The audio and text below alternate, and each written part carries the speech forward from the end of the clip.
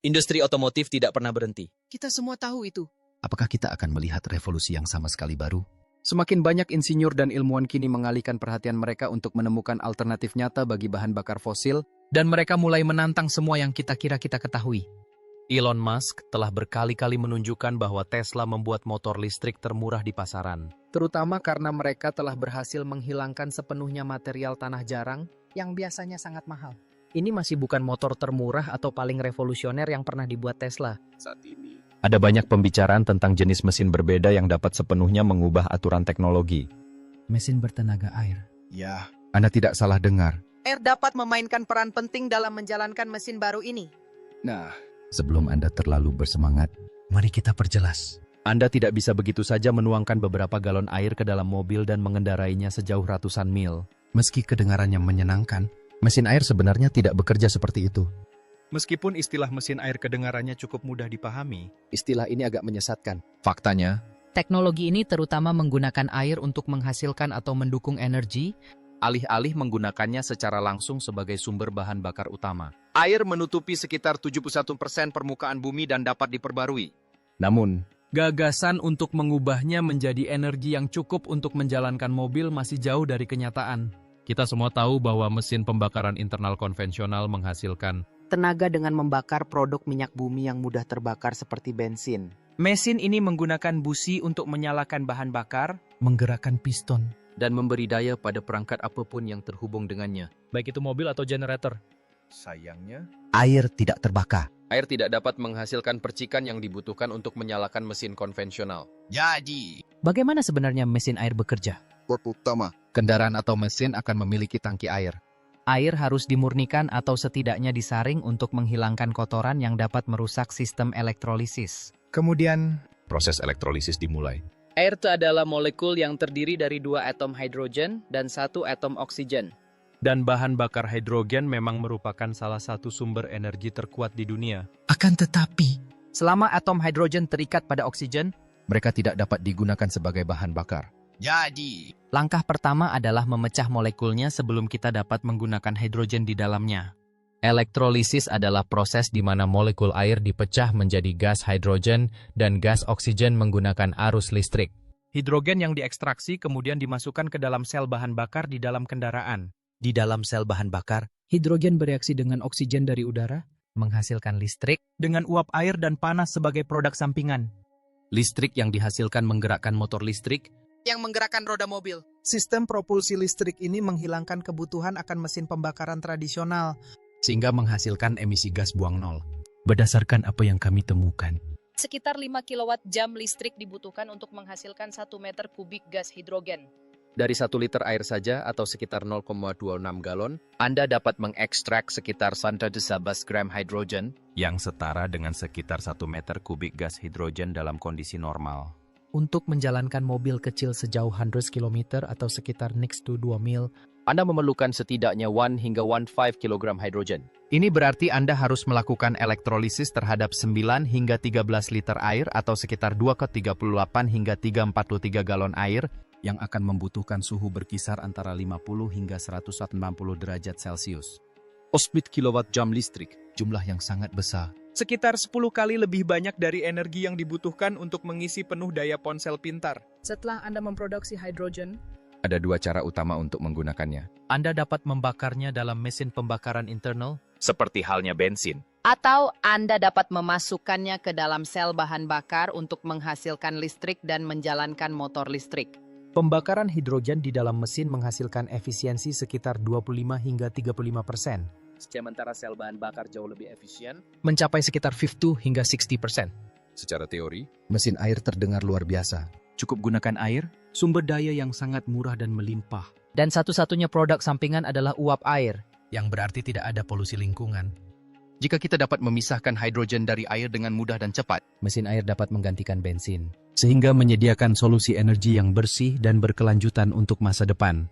beberapa laporan juga menunjukkan bahwa dibandingkan dengan mesin pembakaran konvensional, Mesin air menawarkan efisiensi energi yang lebih besar melalui sel bahan bakar hidrogen. ini berarti lebih banyak energi yang tersimpan dalam hidrogen diubah menjadi energi yang dapat digunakan, Sehingga menghasilkan penghematan bahan bakar yang lebih baik dan jarak tempuh yang lebih jauh. Namun, Zindan yang kita tinjau lebih dekat dari perspektif teknis dan praktis.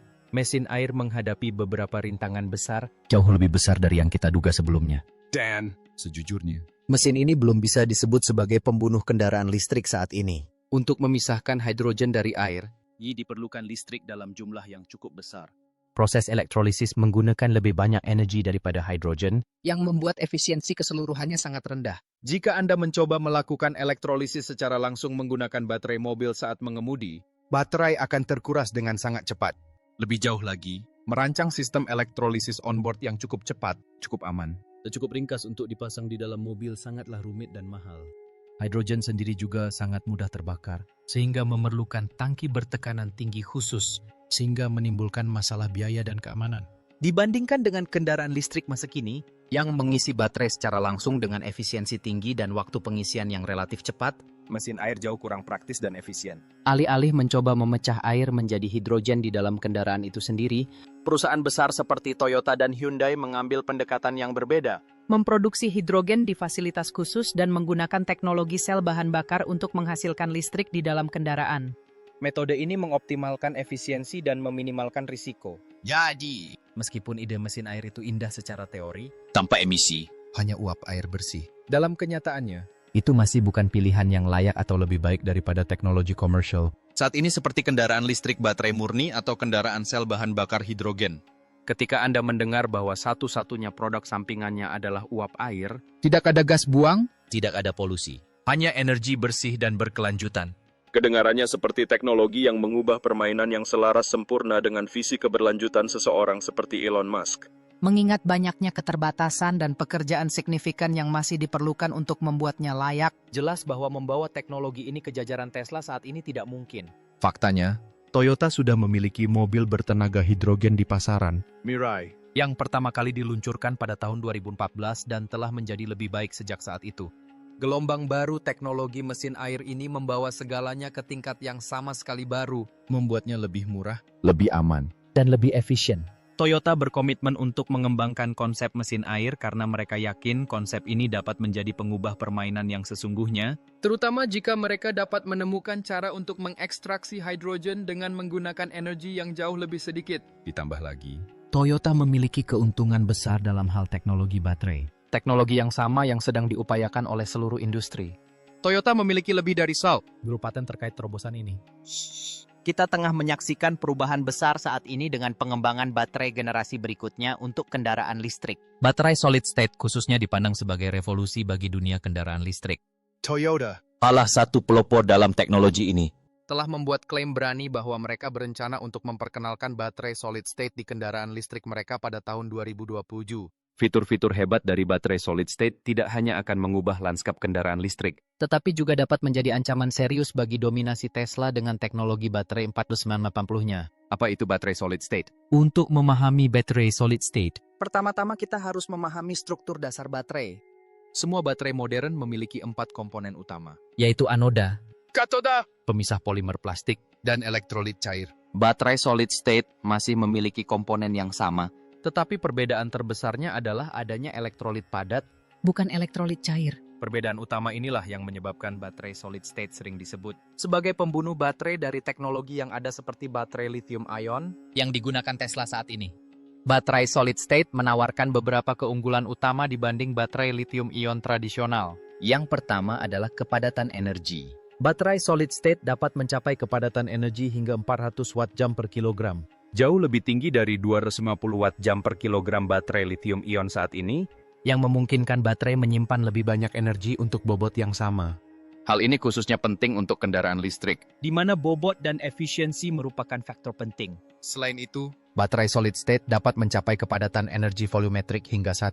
200 watt-jam per liter, Dibandingkan dengan sekitar 700 watt-jam per liter untuk baterai konvensional. Menurut penelitian oleh QuantumScape, sebuah perusahaan Aptos yang sahamnya dimiliki Volkswagen sebesar 5%, Baterai solid state mereka memiliki kepadatan energi lebih dari 1 watt-jam per liter. Yang memungkinkan kendaraan listrik menempuh jarak yang sebanding dengan mobil bertenaga bensin.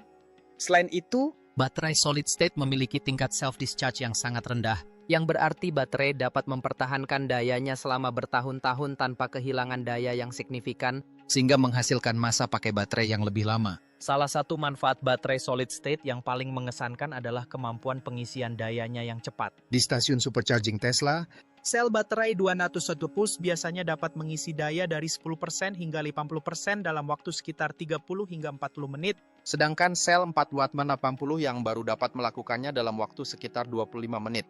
Namun, Baterai solid state bahkan lebih canggih lagi. Menurut data dari QuantumScape, Baterai solid state dapat terisi hingga 80% hanya dalam 15 menit. Toyota mengklaim baterai solid state mereka dapat terisi dari 10% hingga 80% hanya dalam 10 menit. Waktu pengisian yang kira-kira setara dengan mengisi penuh tangki bensin.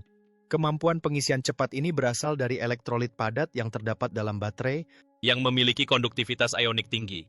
Hal ini memungkinkan ion litium bergerak lebih cepat. mengurangi waktu pengisian tanpa mengurangi masa pakai baterai dibandingkan dengan baterai lithium-ion konvensional. Masalah utama dengan baterai lithium-ion saat ini adalah risiko kebakaran atau ledakan karena adanya elektrolit cair. Namun, baterai solid state tidak mengandung elektrolit cair, sehingga tidak terpapar risiko kebakaran dan ledakan yang sama seperti baterai lithium-ion. Meskipun kebakaran baterai lithium-ion jarang terjadi, jika terjadi, konsekuensinya bisa parah. Terkadang membutuhkan ribuan galon air untuk memadamkannya. Baterai solid state tidak hanya menawarkan stabilitas termal yang tinggi, tetapi juga lebih kecil kemungkinannya untuk terbakar atau meledak dalam kondisi ekstrim seperti tabrakan hebat. Salah satu faktor pendorong di balik transformasi industri otomotif adalah meningkatnya permintaan kendaraan listrik sebagai pengganti mobil bermesin pembakaran internal. Agar kendaraan listrik menjadi pilihan utama, kendaraan listrik harus menyediakan jarak tempuh yang sebanding dengan kendaraan berbahan bakar bensin, sekaligus mengurangi keterbatasan terkait waktu pengisian daya dan masa pakai baterai. Saat ini, salah satu cara untuk meningkatkan jarak tempuh kendaraan listrik adalah dengan menambah jumlah baterai. Namun, pendekatan ini tidaklah optimal karena akan meningkatkan biaya dan menghabiskan banyak ruang di dalam kendaraan. Solusi yang lebih memungkinkan adalah mengembangkan jenis baterai baru yang lebih tangguh, memiliki kapasitas lebih tinggi, lebih aman, dan pengisian dayanya lebih cepat. Ini bukanlah tugas yang mudah. Meskipun baterai litium telah mengalami banyak perbaikan, terobosan besar dalam hal keamanan dan kinerja masih belum tercapai. Meskipun memiliki banyak keunggulan, baterai solid state masih menghadapi banyak tantangan besar. Salah satu masalah terbesar adalah biaya produksi.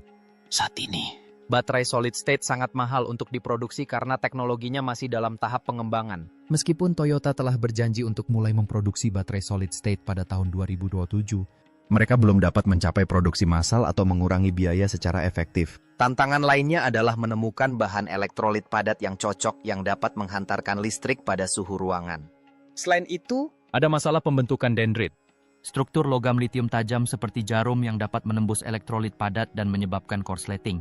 Para peneliti secara aktif berupaya menemukan solusi untuk mengatasi masalah ini. Baterai solid state merupakan terobosan dalam teknologi baterai, dan Toyota merupakan pelopor dalam pengembangannya.